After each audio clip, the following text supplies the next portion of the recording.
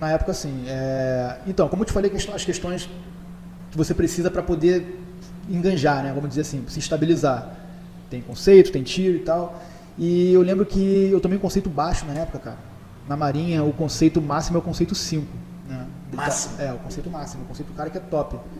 E eu lembro que eu era conceito 5 quando eu saí do toneleiro, ali do Ciampa, né? E fui pro grupamento de fuzileiros, eu cheguei conceito 5, conceito máximo, né? Militar padrão. E saí do grupamento conceito 5, fui pro batalhão Maitá, conceito 5. E um determinado dia, época de conceito, né? E eu tava de serviço no dia, aí um cabo tava fazendo a ronda ali, ele veio me chamar, pô, Correia, eu queria falar contigo, meu nome de guerra era Correia, né? E, pô, Correia, eu queria falar contigo que, cara, eu queria saber o que aconteceu, se você deu algum mole aí nesse período, porque o teu conceito veio 3. Aí eu falei, mas por que conceito 3, cara? Eu falei, alguém quis perguntar isso também, eu não sei por que você tomou esse conceito aí. Pô, nunca vi você fazendo nada demais se tivesse tomar um conceito desse, e o conceito 3 pro fuzileiro é muito complicado. Tipo assim, o cara tem que ser na marca que eu digo assim, é uma gíria que a gente usa lá dentro, o cara tem que ser padrão, né? Para não cair. Para não cair, exatamente. E isso ia implicar totalmente na minha carreira, no que eu queria, na especialidade que eu queria. Na época eu já não queria mais infantaria, como eu te falei, eu mudei de ideia lá dentro, né?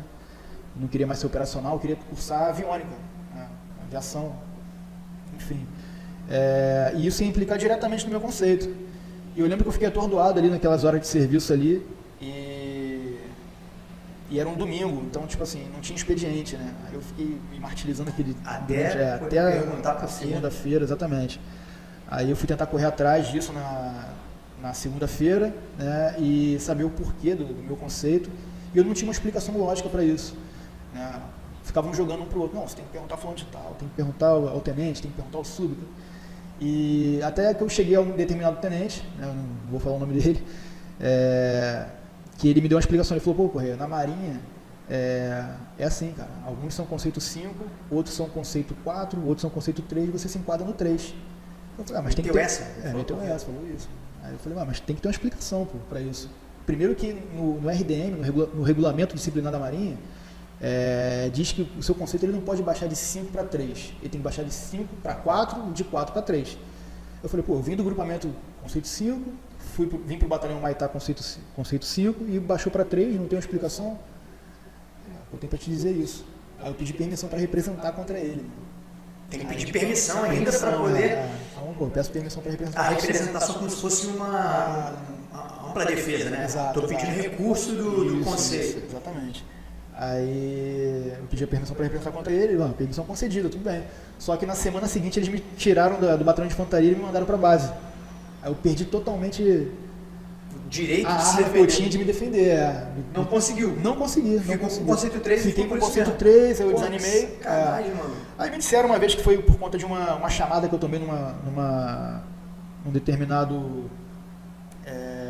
uma formatura que teve, eu não me lembro agora especificamente o que era, que eu tava com uma costeleta, né? Costeleta tipo um pouco abaixo do que padrão. Era do padrão, exato. E realmente ele me chamou a atenção nessa época, né? Da costeleta, e eu fiz a costeleta e não dei o pronto para ele. Dar o pronto é você falar que você fez a costeleta. Me disseram que era isso, né? Provável que fosse isso. Que é assim. Porque não tinha outro, assim, eu nunca tinha faltado serviço, não chegava atrasado, andava sempre com a farda muito bem vincada, né? O fuzileiro tem isso da farda, tá sempre vincada, o boot sempre engraxado, o cabelo sempre muito bem cortado, a barba feita. Eu andava dessa forma, né? Eu procurava manter um padrão. Então, como isso foi a única coisa que aconteceu, a gente acredita que tenha sido isso, né? Então, não foi só porque você não foi dar satisfação pro cara da chamada que ele te deu da costeleta, que tava um dedo, de repente, nem era um dedo inteiro. Era besteira, cara. É uma coisa assim, muito... surreal. Surreal, né? Então, assim, a galera... Eu lembro que o pessoal na época lá, a galera que servia comigo, falou, pô, Correia, não é possível, cara, tem um cara na marca, tem um cara, pô, muito padrão, não é possível que tenha tomado o conceito 3. E aquilo ali me desanimou, assim, completamente, Você né, tinha cara? quanto tempo de carreira já? Eu tava prestes a fazer a prova de cabo. Tava indo pro terceiro ano. Tinha um terceiro ano, 3 anos já. Tinha 3 anos de militarismo. E aquilo ali me desanimou, pô. Foi o que me deu o start de falar assim, pô, não sei se é isso aqui que eu quero. Entendeu? E aí, tu chegou a fazer a prova a cabo? Fiz. Fiz meio desanimado, mas fiz. Fez desanimado, mas porque tinha que fazer também, né? Tinha que fazer, tinha que fazer. Eu fiz, mas fiz meio desanimado, não... Pra falar a verdade, eu não vi nem a minha nota. Não quis nem ver minha nota. Na primeira? De tão desanimado que eu tava. Tu fez uma só? Isso, porque eu sabia que aquele conceito ali ia implicar diretamente na minha decisão de qual especialidade seguir. Eu não ia conseguir cursar aviônica nunca, com o conceito 3. Aí tu ia ter que escolher uma coisa que tu não queria. Uma coisa que eu não queria, uma coisa, assim, menos disputada, né? Vamos dizer assim, a infantaria, uma engenharia, que tem uma rotina de serviço, de missão muito mais árdua, né, do que o cara de aviônica. Aí eu desanimei total, assim. Entendi. Então naquele momento começou a surgir a tua decisão de sair. De começar a fazer um plano para sair daí. Para sair, exatamente. Foi quando eu entrei na faculdade de Educação Física. É isso que eu ia te perguntar exatamente agora. Porque tá falando que a rotina de fuzileiro é muito pesada. É, pesada. Até esse terceiro ano, quando tu tomou esse conceito né, indesejado, que mudou um pouco a tua cabeça, porque isso acontece também, não é só dentro da carreira, né? A gente encontra isso aqui fora lugar, também. Lugar. E aí isso, de repente, precisava acontecer para você ampliar um pouco o seu horizonte. É verdade. Talvez tenha sido esse motivo. Vamos botar assim. Naquele momento, até aquele momento, tu conseguia estudar? Até aquele momento, antes de tomar a decisão de querer fazer a faculdade. Você diz com a rotina, com a rotina de fuzileiro? Que era sugada. Dava tempo de estudar? Mano? Olha, na época do grupamento de fuzileiros, não. Que era 2 por 1, 1 por 1, 2 por 1. Não. Agora, quando eu fui pro batalhão de infantaria, eu consegui estudar. Então depende do quartel que tu Depende do quartel. Importante. Depende do quartel, Inclusive, o batalhão de infantaria, ele te incentiva a estudar. E o batalhão te incentiva a estudar. Por que o batalhão de infantaria te incentiva a estudar? Então, a Marinha, cara, ela preza muito pela formação intelectual também do militar, né? Então, assim, não só o batalhão de infantaria, o grupamento também te incentiva a estudar, sendo que a escala de serviço não permite, né? E já no batalhão de infantaria você tem uma escala de serviço um pouco mais larga e você consegue ter tempo, né? Então eles determinam uma hora para você estudar. É mesmo? E tu já formado? Isso. Eles têm uma... Eu lembro que eu ia para a biblioteca, tinha uma biblioteca lá dentro. Legal isso aí, cara. Legal pra caramba. Bem legal. Mas aí tu estuda sozinho, aleatoriamente. Tu quer estudar pra sozinho, alguma coisa? Sozinho. Cara, de repente, tu tá me dando um gancho aqui. Quando eu tava na formação da ESA, eu tive um canga que era fuzileiro naval. O Albertinho, gente boa pra caraca. Ele foi até pra infantaria depois. Pô, rapidinho, sem querer te cortar. A gente tem um canga em comum, que é o Matheus Corrêa. Matheus Corrêa, não sei se você vai lembrar dele agora. Matheus Corrêa. Não era Corrêa, era Matheus, acho que era Matheus Alves. Eu não sei se era o outro da guerra. Que gosta de surfar? Isso, surfista. Isso. Foi fuzileiro junto comigo, da minha turma. Pô, legal.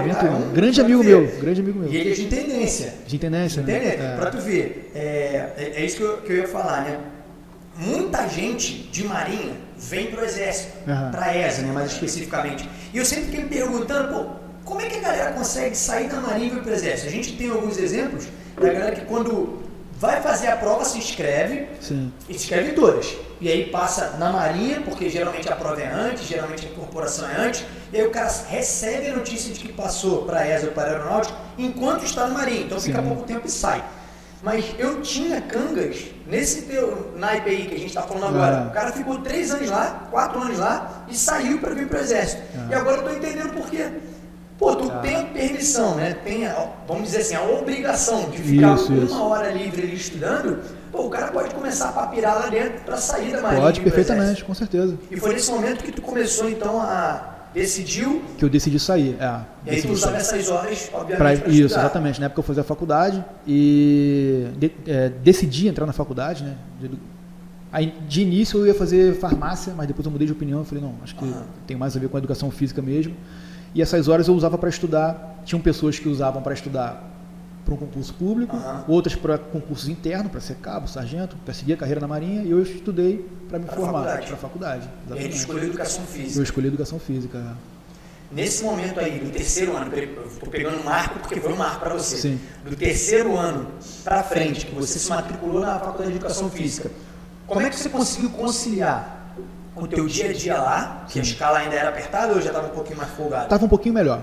E aí, o que é um pouquinho melhor pra você? Tá? Tu lembra? 5 por 1. Pô, 5 por 1, de 1 por 1, De 1 5 por por 1 é 1, bem melhor. tá bom. Beleza. E aí tu já conseguia mais ir pra faculdade? Já conseguia. Como é que tu fazia isso? Tipo assim, o dia que tu tava de serviço, o que tu tinha que fazer? Eu tinha que desenrolar na faculdade, né?